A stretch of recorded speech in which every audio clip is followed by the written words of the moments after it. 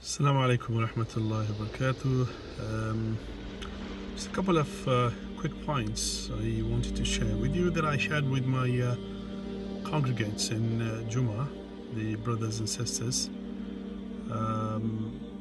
We often hear people talking about the fact that I'm not where I am supposed to be in my life. Well, this is a very deceitful statement, because first of all, how do we know where we are supposed to be at this point in time in our life? Only Allah knows, and we should trust Allah in that, because He has a bigger plan. He has a plan that His eternal wisdom knows, and that is good for us, obviously.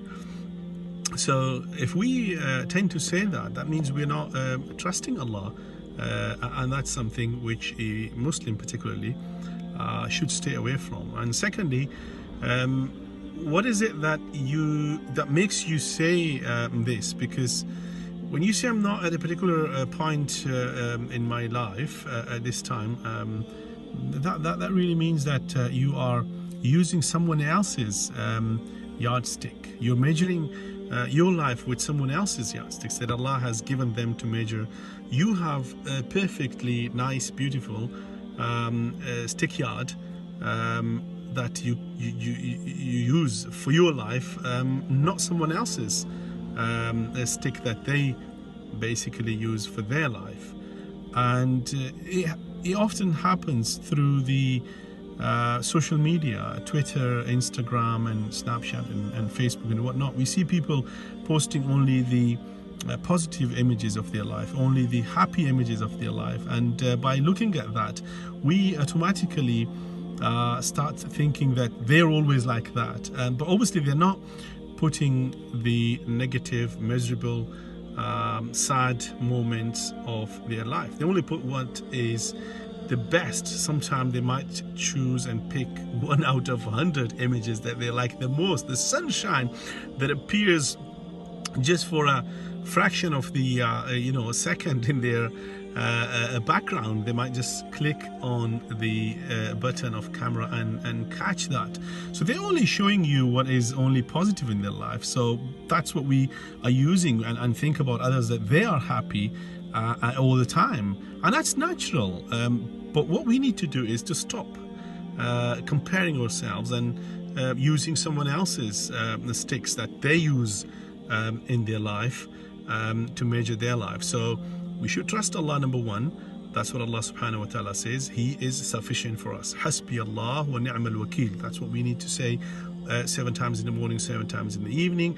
Hasbi Allah wa ni'mal wakil. Allah is sufficient for me, and He's the best supporter and helper for me. And He is always there for you. No matter what happens to us, no matter how many big crimes and sins and mistakes we commit, Allah is still there for us all the time. So we need to remember that Allah will never let us down. We should never mistrust Allah. We should always keep our trust and faith in Allah subhanahu wa ta'ala, and never ever compare ourselves with other people in our life. We are perfectly fine where we are in our life at this time of the moment. I told people in the masjid that you're perfectly right to be in this masjid at this time, praying to Allah subhanahu wa ta'ala. That's the best plan of Allah. Trust Allah in His bigger plans for you, and you will obviously have sometime feelings that as if you've hit the bottom rock, yeah, but that's quite normal. You will get up. You only get up when you fall down on your knees, you see. So the only way you could do it, to get up and start moving to Allah. But trust Allah. Never lose your trust in Allah subhanahu wa ta'ala, and you will see what happiness is all about. That's what the Prophet sallallahu alaihi wasallam says. And I'll end with this beautiful note, and which is a hadith of Prophet sallallahu alaihi wasallam, that he said to a sahabi that irda bima qasama Allahu laka takun aghna an-nas. You want to be the richest person in your life, you want to be the most happiest person in your life, then be happy and content and satisfied with what Allah subhanahu wa ta'ala decreed and destined for you. Bima qasam Allahu laka, because that's Allah's plan. Trusting Allah is the key, and there's no any other way. If we get closer, and so trusting Allah means that we need to get closer to Allah now by, well, performing our 5 daily prayers, by fulfilling the duties that Allah gave us, and all that rest of this stuff, to be sticking to our faith and asking Allah, of course, to give us tawfiq, because ability, tawfiq, and everything else is in the hand of Allah, no matter how hard we try. But if Allah doesn't want us to be somewhere, we are not going to be there. So that's the main thing, that we keep asking Allah the dua and thanking Him. Assalamu alaikum wa rahmatullahi wa barakatuh.